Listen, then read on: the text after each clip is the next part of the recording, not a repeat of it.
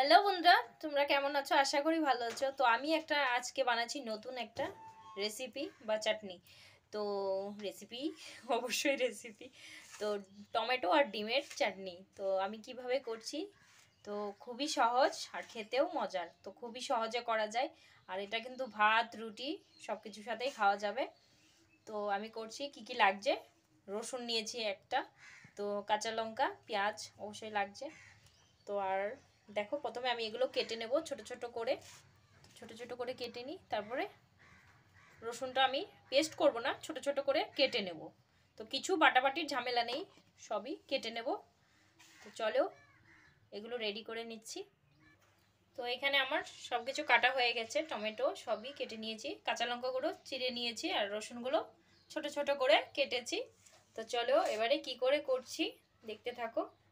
এখানে কড়াইটা বসিয়ে দিয়েছি, আর প্রথমে আমি ডিমটা ভেজে নেব, ভেজে তুলে নেব। তো দিয়ে দিলাম একটু রিফাইন্ড তেল। তো তেলটাও গরম হয়ে গেছে, এবারে ডিমটা দিয়ে দিচ্ছি।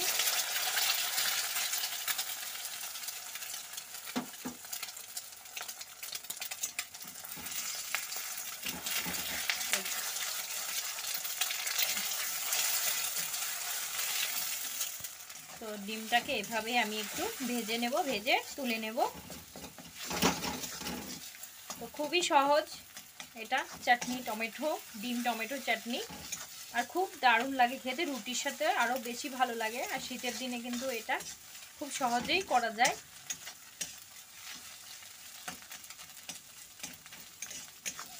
5 মিনিটে রান্না হয়ে যাবে। তো আর ভাজবো না, ডিমটা ভাজা হয়ে গেছে, বেশি ভাজার দরকার নেই।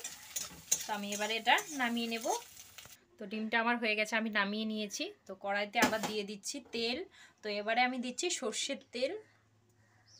তো রিফাইন্ড তেলেও করা যেতে পারে, তো আমি দিচ্ছি সর্ষের তেল। তো তেলটাও গরম হয়ে গেছে। তো প্রথমে আমি দিয়ে দিচ্ছি পেঁয়াজ কুচি, তারপর দিয়ে দিচ্ছি রসুন কুচি,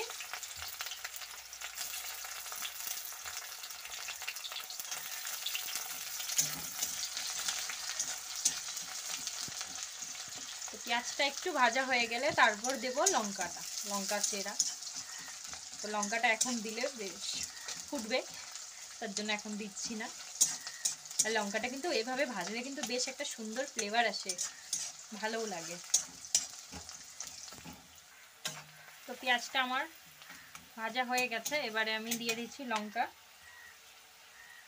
তো লঙ্কা থেকে একটা সুন্দর গন্ধ বেরিয়ে আসবে, তারপর দেব টমেটোটা।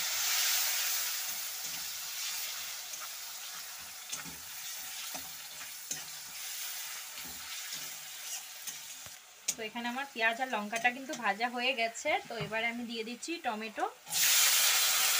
টমেটোগুলো কিন্তু আমি একদম ছোটো ছোটো করে কেটেছি।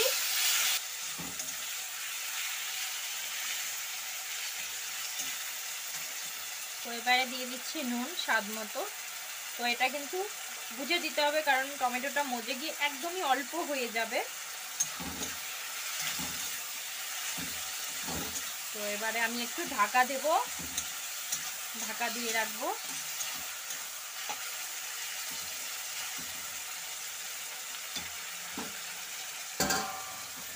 তো আমি ঢাকনাটা সরিয়ে আবার একবারও নাড়াচাড়া করছি, আর দেখতে পাচ্ছি টমেটোটা কিন্তু পুরো গলে গেছে।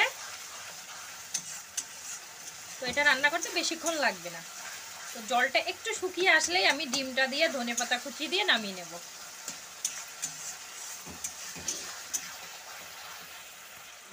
তো টমেটোটার থেকে কিন্তু জলটা শুকিয়ে এসছে।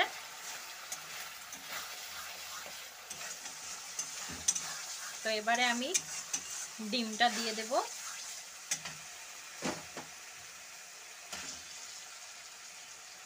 তো অতিরিক্ত শুকানোর দরকার নেই, তাহলে ভাত রুটির সাথে দুটোর সাথেই খেতে ভালো লাগবে। তো এবারে আমি ধনেপাতা কুচি দিয়ে নামিয়ে নেব। তো খুবই সহজে রেডি হয়ে যায়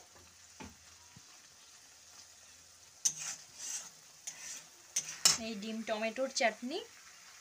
তো আমি দিয়ে দিচ্ছি ধনেপাতা কুচি।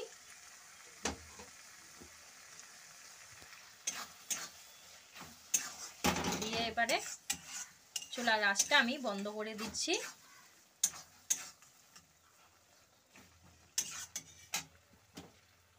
চলো নামিয়ে নিচ্ছি এটা। তো এখানে আমি নামিয়ে নিয়েছি চাটনি, ডিম টমেটো চাটনি। তো খুবই সহজে হয়ে গেল, দেখতেই পেলে। তো এবার এটা কিন্তু নিশ্চয়ই একবার ট্রাই করে দেখবে, রুটি বা ভাতের সাথে কিন্তু দারুণ লাগবে, রুটির সাথে বেশি ভালো লাগে। তো ভালো লাগলে অবশ্যই লাইক কমেন্ট শেয়ার করো, আর চ্যানেলে যারা নতুন আছো ভিডিও দেখছো তো প্লিজ চ্যানেলটিকে সাবস্ক্রাইব করে দিও। তো চলো পরবর্তী ভিডিওতে আবারও দেখা হচ্ছে অন্য কোনো রেসিপি নিয়ে।